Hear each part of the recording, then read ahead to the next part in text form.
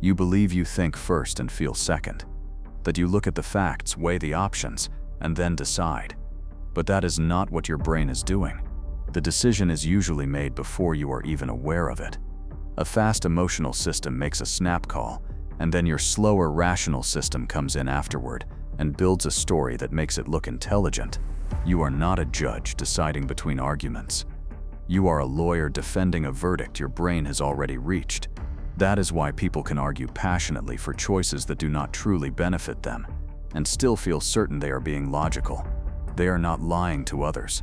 They are lying to themselves first. Daniel Kahneman and Amos Tversky spent decades running experiments that proved this. They showed that when people make decisions under risk, they do not use pure logic. They use mental shortcuts. They react harder to potential losses than to equal gains. They cling to the first number they see and adjust from it, even if that number is random or meaningless.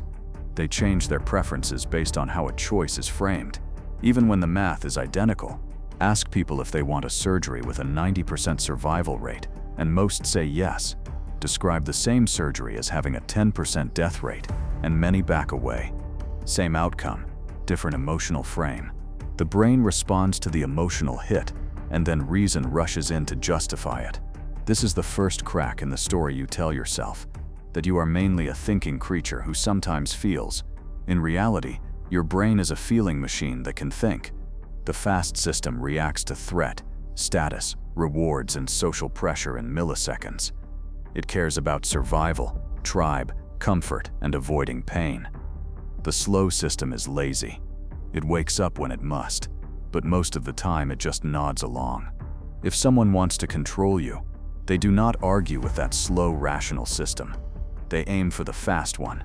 They push emotional buttons that have been hardwired since your ancestors needed to survive in tribes, avoid danger, and obey those who looked powerful.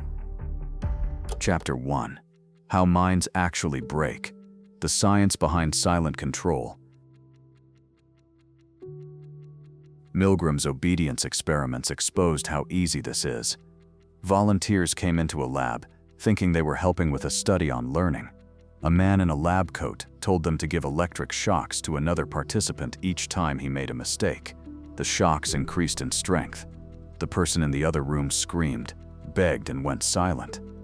In reality, there were no shocks. The screams were recorded. The experiment was about the subject who was pressing the switch. 2 out of 3 people continued delivering shocks all the way to the maximum level, just because a calm authority figure told them to. They sweated, trembled, and protested, but they still obeyed. Their moral logic was not gone. They felt it. They knew something was wrong. But the pressure of authority, the setting of the lab, and the playbook they believed they were part of overpowered it. The Stanford prison study pushed this even further. Students were randomly assigned to be guards or prisoners in a mock prison set up in a university basement. No one was truly bad when they walked in. They were normal young adults. Yet once uniforms, roles, and rules were in place, behavior shifted fast. Guards became cruel. Prisoners became submissive, anxious, and broken. The study had to be stopped early. The lesson was not that those students were secretly evil. It was that environment, roles, and perceived authority can switch off personal judgment. When the situation is designed well enough, your values are not erased. They are simply overruled by a stronger program. Obey, conform, survive. This is how minds actually break. Not with dramatic brainwashing scenes, but with small, continuous pressure from authority, context, and social expectations. In a uniform, behind a desk, in a boardroom, on a stage, authority looks legitimate. Your brain has been trained since childhood to comply with certain signals, badges, titles, confident tone, certainty. You obey teachers, bosses, officials, experts. You defer when someone seems in charge, especially if others are also complying. Most of the time, you do not even think of it as obedience. You just feel that it would be strange or risky to push back. Robert Cialdini's work on influence dug into these pressure points and labeled them clearly. Reciprocity. When someone gives you something, you feel a deep urge to give back, even if you did not ask for it and do not need it. Commitment and consistency. When you say yes to something small, your brain wants to stay consistent, so you are more likely to say yes to something bigger that matches it. Social proof. When you see that many others are doing something, you assume it is correct or safe, and you follow, especially if you are uncertain. Authority. You are more likely to comply when the request comes from someone who signals higher status or expertise. Liking. You agree more with people you find attractive, charming, or similar to you. Scarcity. When something seems rare, limited, or about to disappear, your fear of missing out overpowers calm judgment. These are not random marketing tricks. They are exploits of instincts that kept your ancestors alive. In a small tribe, failing to return favors could get you exiled. Lacking consistency made you look untrustworthy. Ignoring the group could get you left behind. Disobeying the leader could get you punished. Missing scarce food or mating chances could mean no future for your bloodline. Your brain is still running that old code. Modern manipulators simply know how to press those keys in new environments. Offices, shops, negotiations, messaging, politics. When this is used on you, it does not feel like manipulation. It feels like your own choice. That is the danger. Logical argument is not the main battlefield. The fight happens in your automatic reactions. Cognitive backdoors are the fixed patterns in your thinking that can be used against you. Loss aversion. You fear losing what you already have more than you desire, gaining something equal. This makes you accept bad deals just to avoid loss. Anchoring. The first number or idea you see sticks in your mind and pulls later judgments toward it, even if it is absurd. This lets someone throw out an extreme number first, and anything smaller suddenly feels fair. Conformity. You adjust your views and behavior to match the group, even against your own senses. In classic experiments, people denied what they could clearly see, just to agree with others. If someone understands these backdoors, they do not need to win a debate with you. They only need to set the stage. They can pick the first number you see, decide what looks normal, control what feels scarce, and arrange who appears to agree. By the time your logic steps in, it is already boxed in by a frame you did not choose. You might argue about the details inside that frame, thinking you are being sharp and independent, while the important part was already decided: what you will compare against, what you believe you could lose, whose approval you fear, which option looks like the crowd favorite. This is why charm and charisma are overrated. Someone does not need to be especially attractive or funny to control you. They need to know which of your instincts to press and when. Logic is not your shield here. In many cases, it becomes a slave that works to defend whatever your faster system has already accepted. You buy something because it was labeled as the last one left. Then you invent reasons why it was a smart purchase. You agree to a bad schedule at work because your boss praised how reliable you are. Then you tell yourself you are just committed and loyal. You stay in a dead relationship because you have already invested so much time. Then you call it being patient and hopeful. In each case, a bias fired first. Logic came in later to protect your ego. You can feel this most clearly when you look back at decisions that hurt you. You might say you were tired, emotional, or pressured. You were. But you were not just tired. You were under a sinister influence. Someone used scarcity to make you rush. Or they used authority to make you obedient. Or they used reciprocity to make you feel guilty for refusing. Or they used social proof to make you feel stupid for doubting. You did not lose an argument. Your fast brain was steered, and your slow brain covered for it. Once you understand that this is how minds actually break, the world starts to look different. Every sales tactic, every political slogan, every viral trend, every negotiation move starts to show the same patterns: appeal to loss aversion, push social proof, use urgency, trigger reciprocity, claim authority, frame the choice. It is not personal, it is structural. People in power learn these patterns, formally or informally, because they work. They are predictable. They bypass resistance by avoiding open confrontation with your reasoning. They slide underneath it, into your fears, your need to belong, your dislike of feeling inconsistent, your dread of missing out. The rest of this video is about those levers, how they are used against you, how you can use them, and how you can watch your own mind while it reacts. This is not about learning how to be nicer or more charming. It is about understanding the operating system you run on and seeing how easily it can be rewritten in the moment. If you ignore this, you will keep calling your impulses intuition and your conditioning free choice. If you face it, you gain something dangerous, the ability to look at a situation and see the control moves behind it, including the ones your own brain is playing on you. Chapter 2. Compliance Triggers. How to make people say yes against their own logic. If you want people to say yes when it makes no rational sense for them, you do not argue harder. You pull them into a setup where saying yes feels like the only reasonable next step. Their brain will still think it chose freely, but the path was drawn in advance. Compliance psychology is about building that path, one small move at a time. Take the door in the face technique. Cialdini and his colleagues tested it in a simple way. First, they approached students and asked them to take troubled teenagers on a day trip to the zoo. Most said no. Then they tried a different sequence.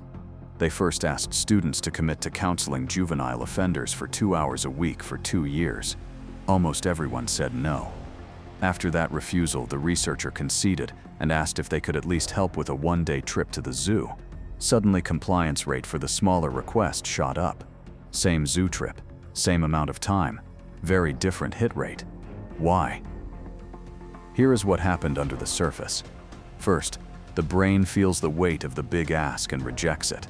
Then, when the requester backs down to the smaller ask, it feels like they are compromising. Your hardwired reciprocity norm kicks in. Someone made a concession. You feel pressure to match that concession with a yes. At the same time, you want to see yourself as fair and reasonable. Compared to the extreme request, the real target request now feels light. Under this contrast, your cost-benefit logic bends.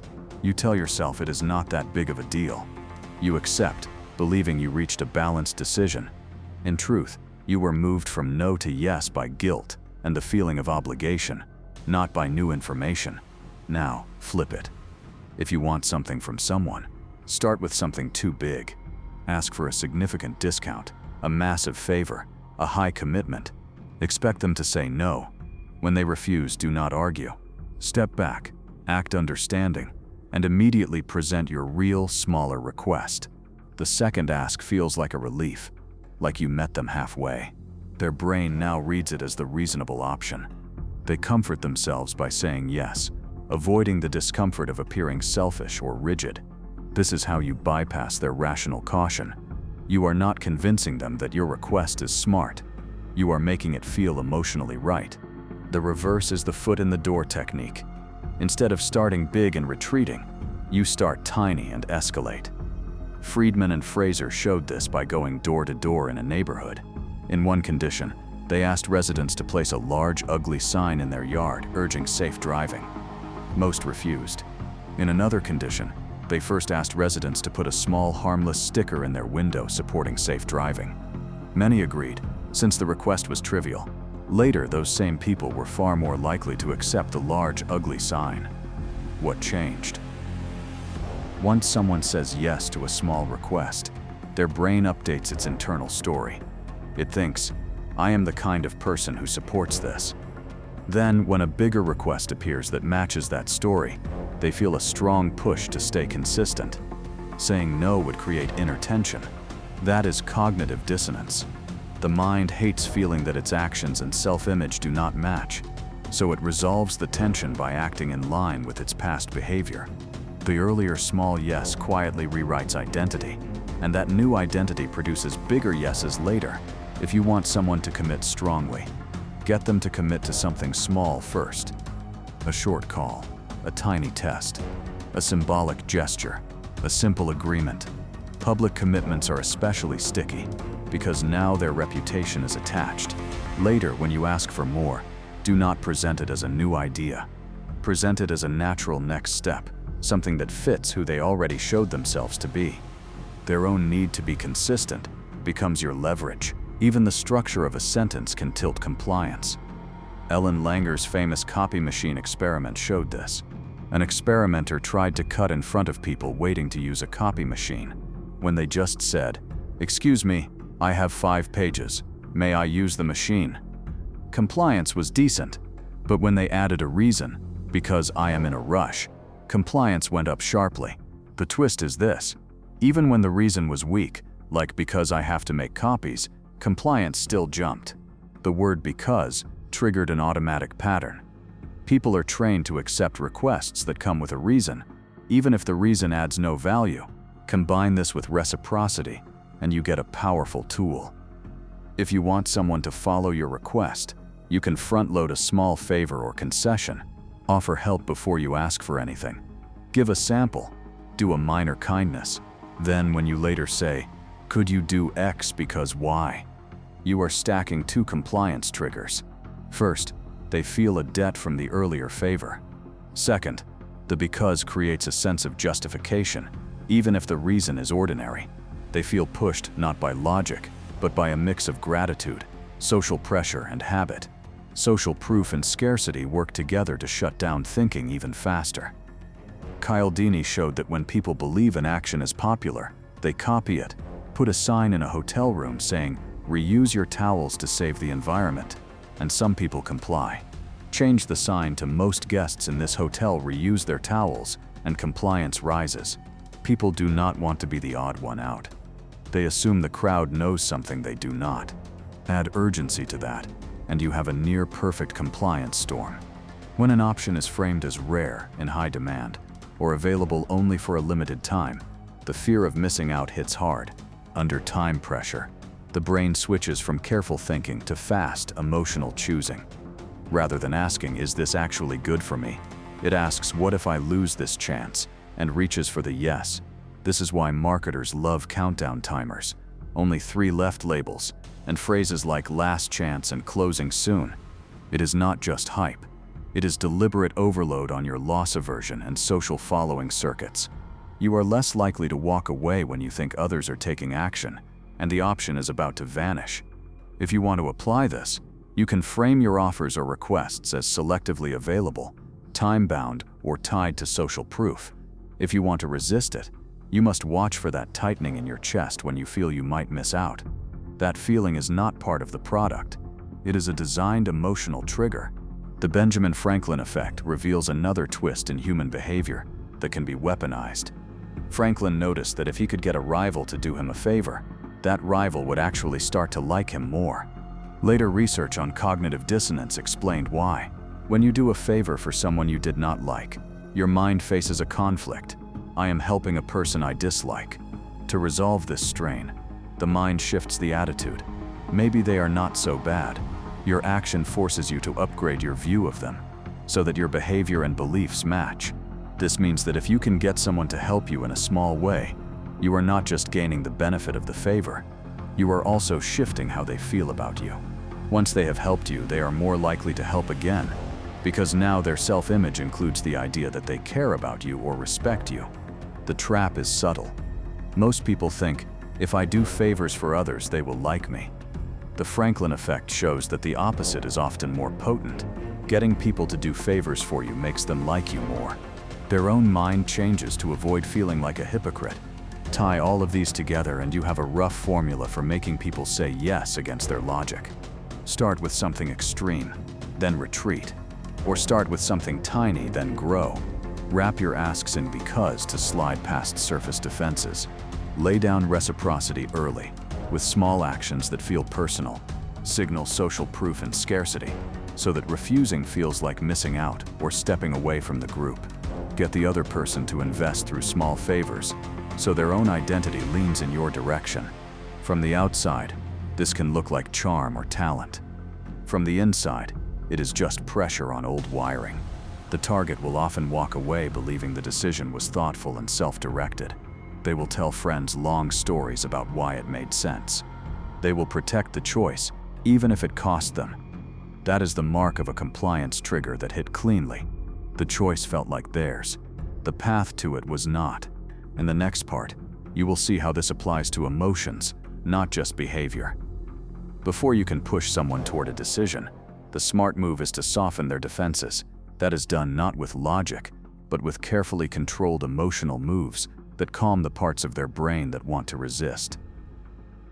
Chapter 3. Emotional softeners. Opening the gate before you push. You cannot force a closed mind to agree. First, you have to open it. The most effective manipulators do not start with demands. They start with relief. They lower your guard, reduce your anger, and make you feel seen. Once your emotional defenses relax, your mental gate swings open. That is when the push begins. Emotional labeling is one of the simplest tools for this. Matthew Lieberman and his team used brain scans to study what happens when people see emotional faces or experience strong feelings. When subjects simply reacted, their amygdala, the fear and threat center, lit up strongly. When they instead put words to what they felt, such as "I feel angry" or "she looks sad," the amygdala activity dropped and the prefrontal cortex, the rational part, became more active. In normal language, naming a feeling calms the brain. It does not sound powerful, but it is. When someone is upset, defensive, or suspicious, they are in amygdala mode. Attacking their logic only makes them more rigid. Labeling their emotion bypasses pride and speaks to the part of them that needs to feel understood. If you say "you sound frustrated" or "you seem disappointed with how this went," you give their brain a way to process the feeling instead of just drowning in it. They often respond with a slight sense of relief. "Yeah, I am," followed by more words. That moment of acknowledgement reduces their internal fight. They stop seeing you as an enemy and start to see you as someone who understands their inner state. Once their emotional intensity drops, their resistance to new suggestions drops with it. The person did not lose the argument. They simply shifted out of fight mode, and in that calmer state, they are far more open to your frame. Reframing failure and using positive reinforcement comes from basic behavioral psychology. B.F. Skinner showed that behaviors which are rewarded tend to repeat, while those that are punished tend to disappear or go underground. When someone is tense, afraid of failure, or expecting blame, they become defensive. They hide information. They argue over small details. They stonewall. But if you reward the behaviors you want, even in tiny doses, you can gradually shape them into a more cooperative pattern. Compliment the honesty when they admit a mistake. Highlight the usefulness of their partial progress. Treat their setbacks as valuable data that helps both of you improve. Their brain starts to associate openness with positive feelings instead of punishment. Predators use this to train people into compliance. They praise vulnerability, then gently guide the person into sharing more. They treat every admission not as something to attack, but as something brave and helpful. The target relaxes, feels safer, and lowers their guard. Once patterns of sharing and pleasing are built, the manipulator can start directing those behaviors toward areas that benefit them. Personal secrets, concessions, or special treatment. The victim often believes they have found someone who accepts them as they are, not realizing that their responses are being shaped. The power of touch operates at an even more primitive level. Studies have shown that a brief, light, appropriate touch on the arm or shoulder can increase tipping in restaurants, make people more likely to sign petitions, and raise compliance with simple requests. This works because touch triggers social bonding chemicals like oxytocin and signals warmth and connection. In ancestral environments, physical contact inside the tribe usually signaled safety, alliance, and trust. Your body still reacts that way. A handshake held slightly longer, a tap on the shoulder when agreeing with you, a supportive touch during a stressful moment. All of these can make your guard drop a little. Skilled operators use touch in a calculated way. They do not overdo it, which would trigger suspicion. They time it during peaks of emotion, a laugh, a shared complaint, a tense silence. Your brain pairs that physical signal with the emotional context and strengthens the bond. You start to feel like this person is on your side. Once that trust is in place, you are more likely to say yes, ignore red flags, or give them the benefit of the doubt, even when the facts do not fully support it. The foot and mouth effect shows how even simple social rituals can be turned into tools. Research found that when a requester first asked someone how they were doing and got a positive answer, such as good or fine, that person was more likely to agree to a later request. Why? When you say you feel good, you create a small self-image in that moment. You are in a positive state. You are doing well. Your behavior then tends to align with that shift. Saying no right after claiming to be fine creates a tiny clash, especially for smaller favors. The mind leans towards staying in harmony with its own words. So if you want cooperation, starting by getting the other person to say they are doing well gives you a slight but real edge. Put these tools together, and you get emotional sequence design. This is the art of arranging emotional moves in the right order before you ask for what you truly want. A typical sequence might look like this. The manipulator senses resistance or tension. They start by labeling the emotion. You seem really overwhelmed with everything being thrown at you lately. The target feels seen and calms slightly. Next, the manipulator reframes the situation. Honestly, given all this, the fact that you have kept anything moving forward is impressive. A lot of people would have just checked out. The target now feels validated instead of blamed. Their ego softens and opens. Then comes positive reinforcement of the behavior the manipulator wants more of. When you were honest with me about that delay, that told me I can actually trust you. The target gets rewarded for honesty and starts to see transparency as a path to approval. The manipulator might add a light touch during a key moment, or use the person's name in a warm tone. Finally, the manipulator introduces the real ask. Look, given your strengths here, I think you are the best person to handle X. It will help a lot. Can you take it on? At this point, the target is calmer, feels recognized, sees themselves as responsible and capable, and has just been praised for being honest and cooperative.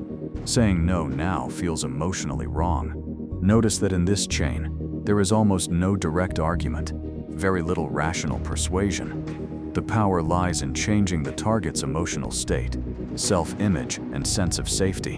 When those shift, their rational mind starts finding reasons to support the new direction. They tell themselves, it does fit me to step up here, or they do trust me, I should show I deserve it. The manipulator does not need to force anything. The target volunteers. If you want to use this ethically, you can. You can calm people before discussing hard truths, praise honest effort, and reduce fear so better decisions are possible. If you want to defend yourself, you must watch out for that sudden relief you feel when someone gets you right before they make a request. That relief is the gate opening. It feels good. It is also the moment your guard is lowest. Knowing that, you can enjoy emotional understanding without blindly agreeing to the next thing they suggest. Chapter 4. Conversation as a weapon. Controlling rhythm, perception, and direction. Power in conversation is not only about what is said. It is about who controls the rhythm, who sets the frame, and who decides when things move forward or stall. People who understand this can guide others without sounding forceful. They let silence, questions, and small adjustments do the heavy lifting. Strategic pauses are one of the least noticed but strongest tools. Most people rush to fill silence because it feels uncomfortable. That discomfort is psychological tension. In negotiations, when someone makes an offer or statement and you respond with silence instead of immediate words, the tension builds inside them. They start wondering if they offended you, if their offer was too weak, if they need to justify more. Research on bargaining has shown that those who use slower responses and allow silence are often seen as more powerful and confident. The other side starts offering extras, explaining more, or correcting themselves just to break the quiet. They reveal information they did not plan to share, or they improve their deal without being asked directly. If you can train yourself to withstand those few seconds of silence after a key moment, you flip the pressure. The other person feels a need to move the conversation forward, and usually, they will do it in a way that benefits you. Silence is not empty. It is a psychological tool that makes people negotiate with themselves in front of you. Pacing and leading, often discussed in psychotherapy and influence training, rests on a simple idea. People trust what feels similar to them. When you subtly match someone's posture, tone, speed of speech, and even word choice, their unconscious mind registers you as like me. That builds rapport without needing clever lines. This is pacing.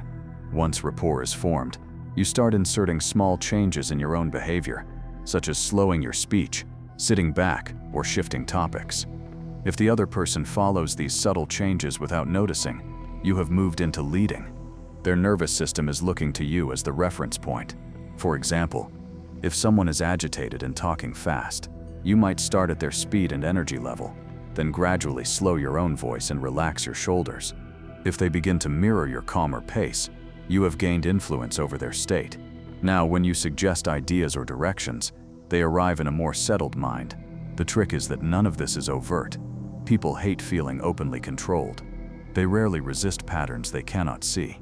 Using names and perspective, taking adds another layer. Studies using brain scans have found that hearing your own name triggers strong activation in attention and emotional areas. It cuts through noise. That is why good manipulators sprinkle your name at key moments. Not constantly, but when they want you to lock on to what they are about to say. It sounds like respect and closeness, but it is also a focus tool. Perspective taking, as studied by Adam Galinsky and others, shows that when you actively adopt another person's viewpoint, you can predict what they value, fear, and hope for. If you then state their perspective back to them, cleanly and accurately, it drops their guard. When someone hears, "So from your side, it looks like you are taking all the risk here while I get most of the upside, and that feels unfair," they feel deeply understood. This makes them far more open to hearing your suggestions. In many cases, if you can describe their internal conflict better than they can, they stop fighting you and start aligning with you. They think, "Finally, someone who gets it." At that point, your proposals feel less like demands and more like solutions. Taking control might seem small, but it signals rank. The person who asks more questions usually directs the conversation. The person who decides when a topic begins and ends shapes what matters and what does not. High-status individuals often answer briefly, then flip it back. "What about you?" Or explain your thinking on that. They steer the flow. By contrast, low-status individuals tend to respond and then wait, letting the other side decide where to go next. If you consistently claim the right to ask the next question, to pause and shift topics, and to end or extend the talk, you start to own the frame. People unconsciously accept that you are in charge of the discussion, even if you never say it. This is why interrogators, top salespeople, and strong negotiators rarely let the other person control the question flow for long. They might answer enough to build trust, but they quickly move back into asking. The one who poses the questions shapes what is thought about. The one who only answers is stuck inside that structure. In daily life, these tools are everywhere. In negotiations, the person who can handle silence, frame the first numbers, and keep asking pointed questions usually ends up with the better deal. In apologies, the one who takes perspective and labels the other person's feelings often diffuses anger and steers the outcome. In dating, those who pace and lead moods, use touch with intent, and time their questions can escalate intimacy while making it all feel natural. In conflict, the person who refuses to get swept into fast emotional pacing and instead slows the tempo, labels emotions, and takes brief pauses often gains the upper hand. Most people walk into conversations thinking only about what to say. They do not notice who is setting the tempo, who is framing the options, and who is steering the focus. They do not realize that feeling understood can be the first step toward being guided. Once you see that rhythm and direction are tools, not accidents, you can either use them or at least stop being pushed around by them. Chapter 5: Cognitive Bias Manipulation: The Deadliest Shortcuts in the Human Mind. Cognitive biases are not cute quirks. They are the blind spots that make you predictable. Anyone who understands them can tilt your choices without touching your logic directly. The brain uses shortcuts to save energy. Those shortcuts are exactly where control slips in. Anchoring is one of the simplest. Kahneman and Tversky showed people a wheel of fortune with numbers on it, spun it, and asked them whether the percentage of African countries in the United Nations was higher or lower than the random number it landed on. Then they asked for an actual estimate. People who saw higher numbers on the wheel gave higher estimates. People who saw lower numbers gave lower estimates. They knew the wheel number was random. It still dragged their judgment in its direction. That is anchoring. The first number you see, or the first frame you hear, pulls your later thinking toward it. This is why in negotiations, the person who sets the first price usually gains an advantage. If a car is listed at a high price, even if you know it is inflated, your counteroffer will be higher than if you had not seen that number. Your mind starts adjusting from the initial anchor instead of from what would be fair in a vacuum. Skilled negotiators throw out aggressive first anchors and let the other side fight them down to a range that is still good for them. If you forget to question the anchor itself, you play inside their numbers. The contrast principle works with anchoring. Show someone an extremely expensive option first. Then the expensive but slightly cheaper option looks reasonable. Show them a terrible compromise first, and a merely bad one looks acceptable. In relationships, if someone treats you horribly, then slightly less badly, you might start to think the second version is not that bad. The absolute quality did not improve. Your standards were reset by contrast. When someone wants you to accept a mediocre deal, they can present a terrible one first, let you reject it, then kindly present the real target. Your brain feels grateful by comparison. The decoy effect manipulates choice without changing the options you care about. Studies in behavioral economics have shown that when you add a third, clearly inferior option to a choice set, you can push people toward your preferred option. For example, if you sell a small and a large product, some people choose each. Introduce a third option that is almost as expensive as the large but offers less value. Suddenly, the large looks like a smart, obvious choice. The decoy exists to steer, not to sell. Politicians do this with policies. Companies do it with pricing tiers. You think you are judging based on value. You are really judging based on relative comparison inside a frame someone else designed. The halo effect adds another layer of distortion. Nisbet and Wilson found that if a lecturer was described as warm and likable, students rated his teaching, accent, and even handwriting more positively than when the same lecturer was described as cold. One positive trait spills over and colors unrelated traits. You do this all the time. An attractive person is seen as smarter. A confident speaker is seen as more accurate. A high-status person is seen as more capable. If someone can project one strong positive signal like wealth, beauty, or confidence, they can ride that halo into areas they do not deserve. The endowment effect and loss aversion twist your perception of value. Kahneman, Knecht, and Thaler showed that when people are given a simple item, like a mug, and then asked how much money they would accept to give it up, they demand more than they would have been willing to pay for it in the first place. Once something feels like mine, its value rises in your mind. At the same time, loss aversion means you feel the pain of losing more sharply than the pleasure of gaining. Losing $100 hurts more than gaining $100 feels good. This makes you cling to what you have, even when trade or change would benefit you. The IKEA effect, named after the store, takes this further. Research by Norton and others showed that when people assemble something themselves, even if it is low quality, they value it more. Effort creates attachment. Put this together. If someone can get you to feel that something is yours, and to put effort into it, they can make you overvalue it and refuse to let go. This applies not only to objects, but to projects, relationships, and beliefs. You stay in projects you should leave because you built them. You defend beliefs you should update because you argued for them. You stick with a partner who drains you because you have already invested so much. Your past effort chains you to present pain. The Zygarnik effect reveals why unfinished things feel so sticky in your mind.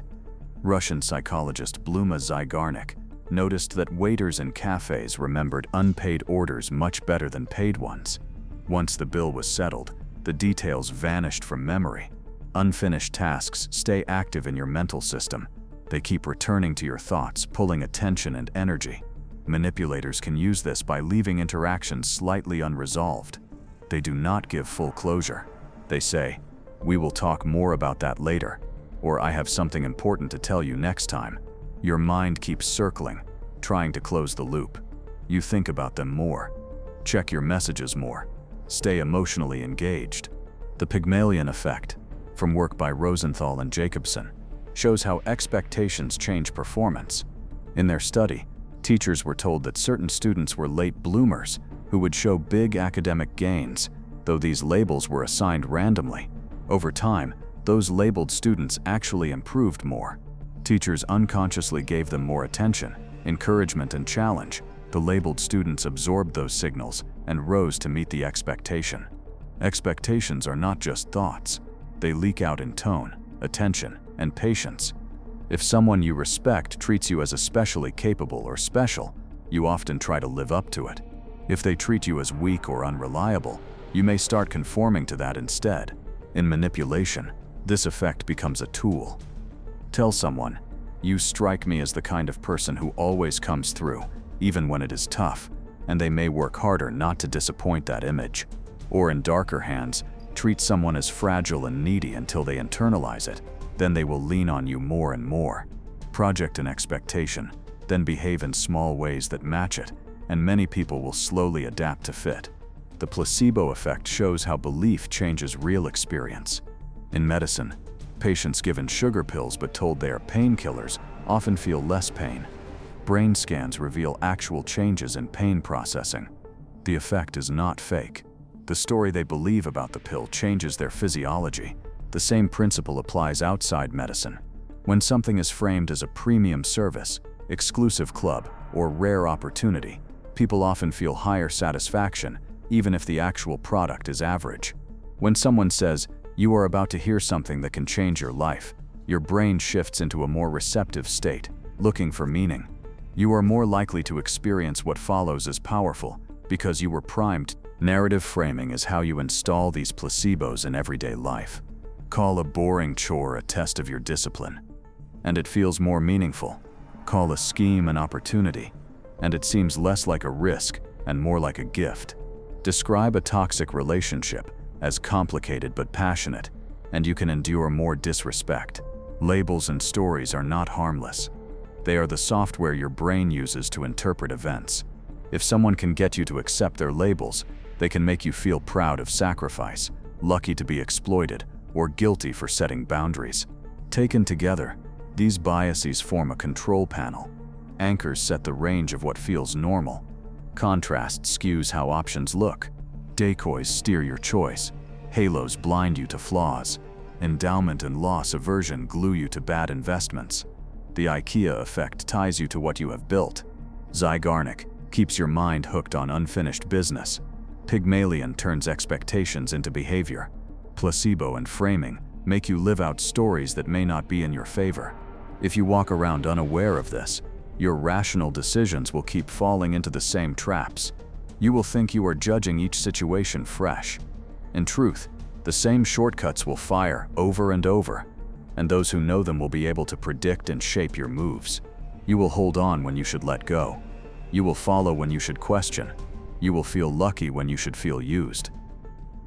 Chapter 6: Defense and Deployment. How to use this without becoming a victim yourself. Knowing all this changes how you see people. It also puts you at risk. Knowledge of influence can turn you into either a sharper victim or a careful player. The difference depends on whether you start applying it only outward or also inward. You cannot just learn tactics.